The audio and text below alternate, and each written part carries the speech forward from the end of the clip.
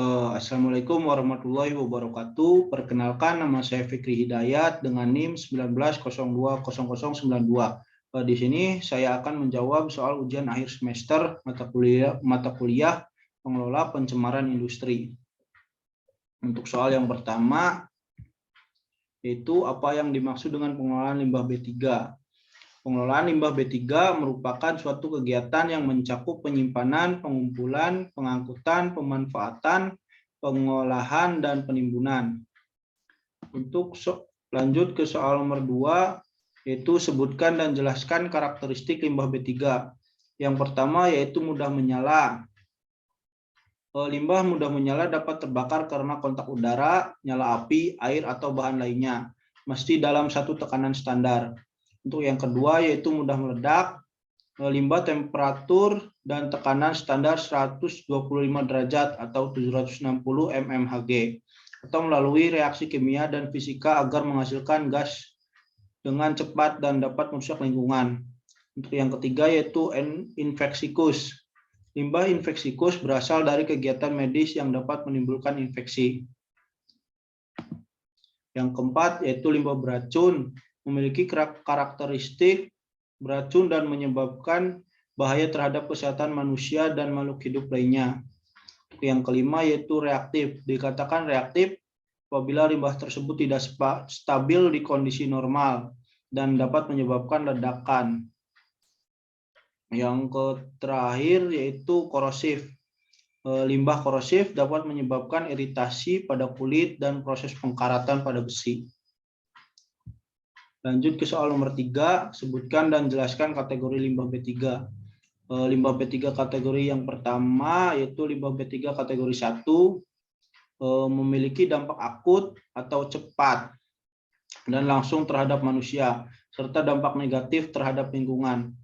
Yang kedua yaitu limbah B3 kategori 2. Limbah ini memiliki efek tidak akut atau efek tunda dan memberikan dampak tidak langsung bagi manusia dan lingkungan hidup. Limbah B3 kategori 2 ini memiliki toksisitas yang cenderung bersifat subkronis atau kronis. Lanjut ke soal nomor 4, sebutkan dokumen yang dibutuhkan sebagai kelengkapan persyaratan tata cara permohonan penerbitan izin lingkungan dalam hal pengelolaan limbah B3. Yang pertama yaitu ada dokumen. Dokumen ini isinya yang pertama yaitu perubahan persetujuan lingkungan atau RKL-RPL. Yang kedua yaitu formulir UKL-UPL. Yang ketiga yaitu perubahan persetujuan lingkungan melalui perubahan kepemilikan. Yang kedua tata caranya ada yang pertama yaitu mengajukan surat permohonan izin pengelolaan limbah B3 kepada Menteri dan kewenangannya. Yang kedua, permohonan izin dilakukan dengan cara mengisi formulir B3. Yang ketiga yaitu permohonan uji coba limbah B3 wajib dilengkapi dengan persyaratan minimal dan mengeluarkan formulir uji coba pengelolaan limbah B3. Soal yang nomor 5. Sebutkan dan jelaskan fasilitas yang dibutuhkan dalam penyimpanan limbah B3 berdasarkan kategori dan sumbernya. Fasilitas penyimpanan limbah B3 dibagi berdasarkan kategori 1, kategori 2, dari sumber tidak spesifik dan sumber spesifik umum. Yang pertama ada bangunan, yang kedua ada tangki atau kontainer, yang ketiga ada silo, yang keempat ada bentuk lainnya sesuai perkembangan iptek. Selanjutnya, fasilitas penyimpanan limbah B3 kategori 2 sumber spesifikasi khusus. Yang pertama ada silo, yang kedua ada bangunan, yang ketiga ada tempat tumpukan limbah atau waste pile, yang keempat ada waste impoundment. Lanjut ke soal nomor 6. Sebutkan fasilitas penimbunan limbah B3. Fasilitas penimbunan limbah B3 dikenal dalam PP nomor 101 tahun 2014 yang mencakup fasilitas penimbunan akhir, ada kelas 1, kelas 2, kelas 3, ada sumur injeksi, ada penempatan kembali di area bekas tambang atau backfilling, ada dam tiling, dan terakhir ada fasilitas penimbunan limbah B3 lain sesuai perkembangan iptek. Lanjut ke soal nomor 7. Sebutkan dan jelaskan metode pengelolaan limbah B3.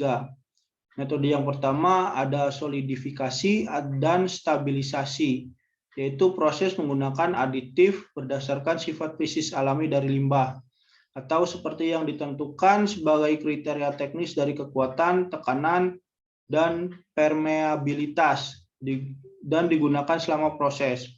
Untuk metode yang kedua yaitu insinerasi atau metode pembakaran. Dapat diterapkan untuk memperkecil volume B3, namun saat melakukan pembakaran perlu dilakukan pengontrolan ketat agar gas beracun hasil pembakaran tidak mencemari udara.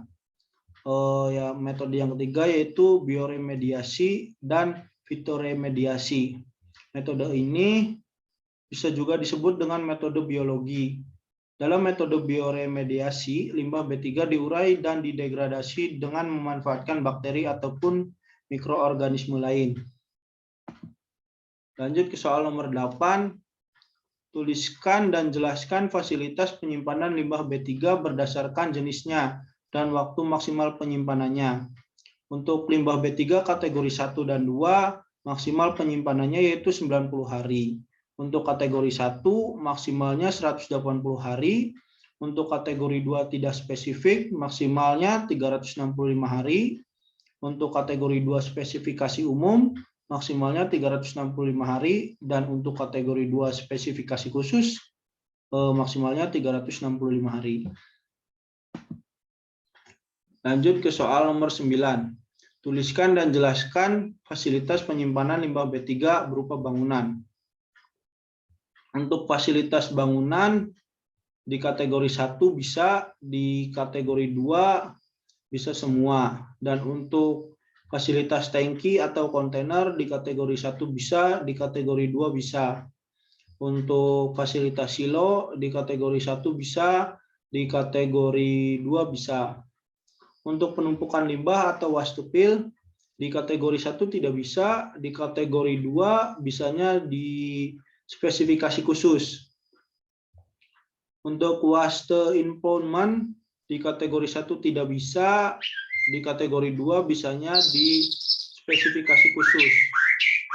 Untuk fasilitas bentuk lainnya sesuai perkembangan iptek di kategori 1 bisa dan di kategori 2 bisa.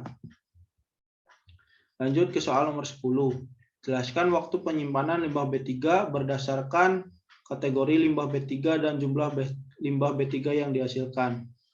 Untuk kategori 1 dan 2, jumlah limbah yang dihasilkan yaitu 50 kg per hari, dan waktu penyimpanannya yaitu 90 hari. Untuk kategori 1, jumlahnya yaitu 50 kg, kurang dari 50 kg per hari, dan waktu penyimpanannya yaitu 180 hari. Untuk kategori 2 tidak spesifik, jumlahnya yaitu kurang dari 50 kg per hari, waktu penyimpanannya yaitu 365 hari. Untuk kategori 2 spesifikasi umum, jumlahnya yaitu kurang dari 50 kg per hari, dan waktu penyimpanannya yaitu 365 hari. Untuk kategori 2 spesifikasi khusus, jumlahnya yaitu tidak dibatasi, dan waktu penyimpanannya maksimal 365 hari. Lanjut ke soal nomor 11, sebutkan periode pelaporan pada tiap tahapan pengelolaan limbah B3. Periode dari masuknya limbah B3 ke TPS dan keluarnya limbah B3 dari TPS.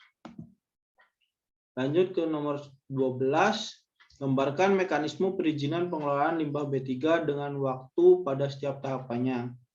Untuk tahapan yang pertama yaitu permintaan kelengkapan administrasi. Dilanjut ke permohonan izin sesuai Permen LH nomor 18 tahun 2009, lalu dilanjut untuk dievaluasi kelengkapan administrasi dari dokumen administrasi dan teknis. Lanjut dievaluasi teknis. Dievaluasi teknis, lanjut verifikasi lapangan, terus dilanjut di PR review teknis. Nah, di sini jika ada perbaikan nanti balik lagi ke sini ke evaluasi teknis. Di PR review teknis dilanjutkan yaitu di penentuan keputusan. Jika penerbit diizinkan dan jika penerbit ditolak.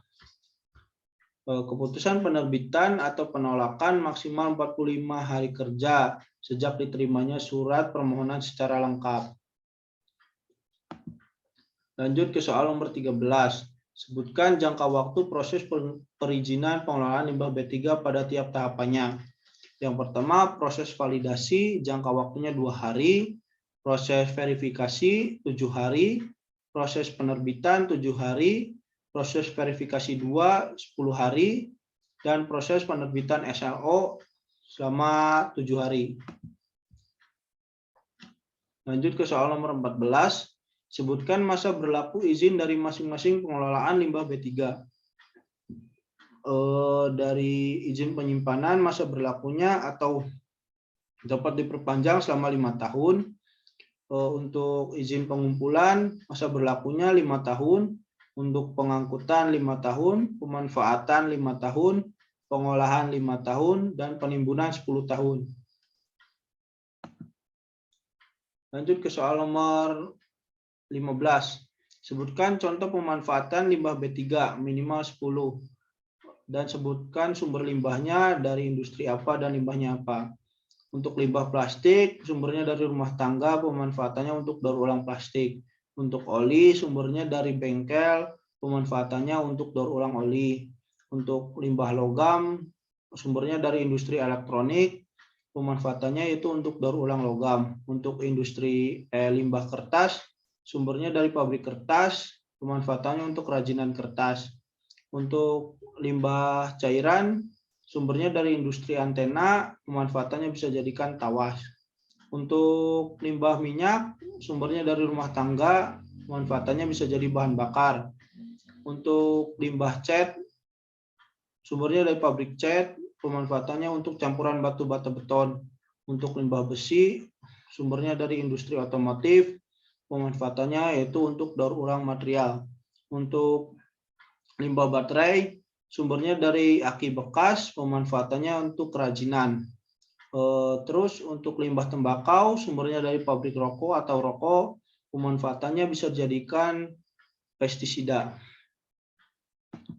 Lanjut ke soal nomor 16. Sebutkan fasilitas pengangkutan limbah B3 berdasarkan kategori dan jelaskan ketentuan informasi yang harus ada pada kendaraan pengangkutan. Ya, untuk kategori 1 fasilitasnya itu alat angkut tertutup atau per kereta api, ketentuan informasi GPS, tracking, simbol, dan label. Untuk kategori 2 fasilitasnya yaitu alat angkut tertutup dan terbuka. Untuk ketentuan informasi simbol dan label, GPS tracking, prosedur penanganan. Ini referensi dari materi saya tadi. Terima kasih. Mohon maaf bila ada salah-salah kata, kurang lebihnya. Wassalamualaikum warahmatullahi wabarakatuh.